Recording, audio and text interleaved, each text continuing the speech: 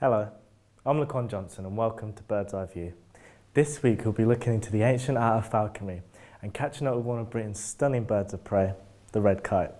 As always, you can join the conversation on social media with the hashtag Bird's Eye View.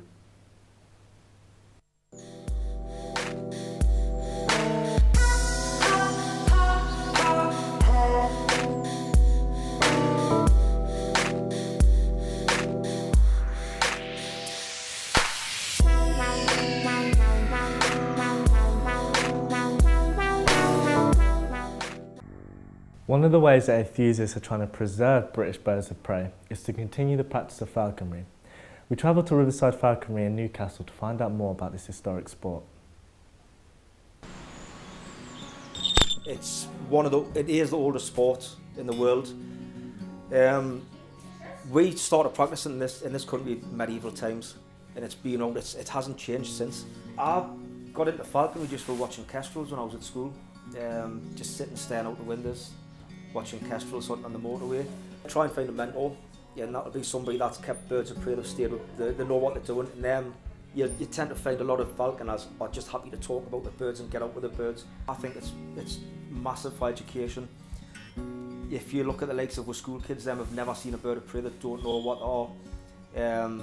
They just see a bird and think it's a bird. They don't realise that it's a hunting bird. Incredible pictures.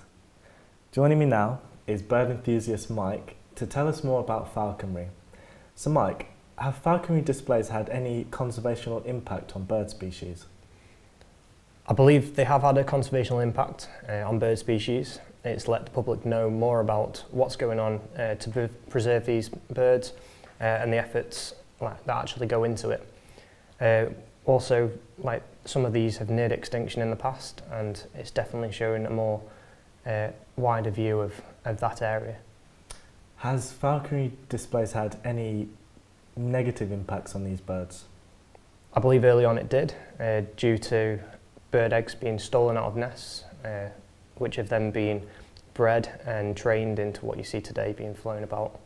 As also, when you've got the Harry Potter movies coming out, a lot of birds and falconry came into effect because kids wanted the birds to fly and also as pets.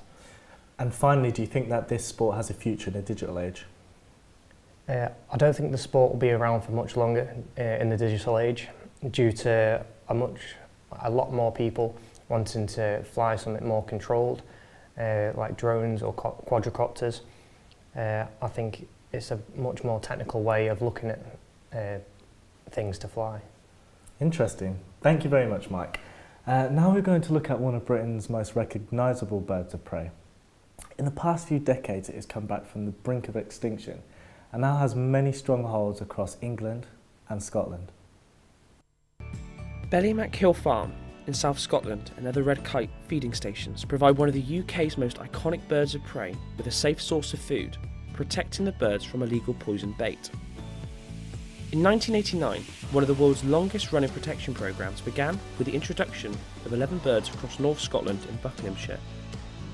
Reintroductions have been ongoing as recently as 2004, with releases taking place in Derwent Valley.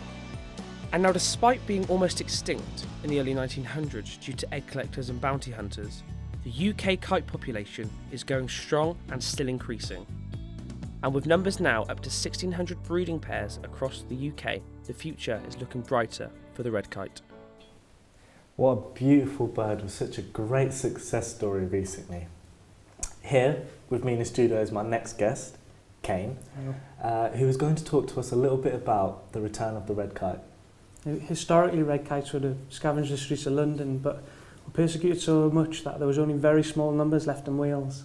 And in 1903, the Kite Committee was formed to try and conserve the birds in the future, which was nest protection, but then it started going into reintroductions at a later date. Wow.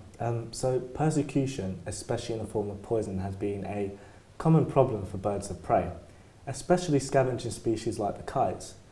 Is there a way of reducing this threat? I think the only way of reducing the threat of persecution from poison baits and other likes is just education. Education the young kids on the school level, local communities, so they can then pass that information around, the effects of what poison baits and other forms of persecution can do to this species and an ecosystem as a whole. The reintroduction of kites to various sites around the country has been very successful. Do you think that we could see similar success with other bird species, for example some of Britain's rarest like the Montagu's harrier or the honey buzzard?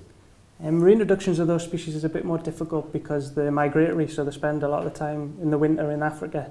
So conservation is more the main aspect of that, looking at habitats of where they breed in the summer, satellite tagging them to follow the migration routes and see what you can do there. Wow, thank you very much for coming in and talking to us. Thank you. Now, have you ever wondered how the barn owl can fly so quietly, or how the great grey owl can find its prey hidden under snow? Join me next week for our owl special to find out more on Bird's Eye View.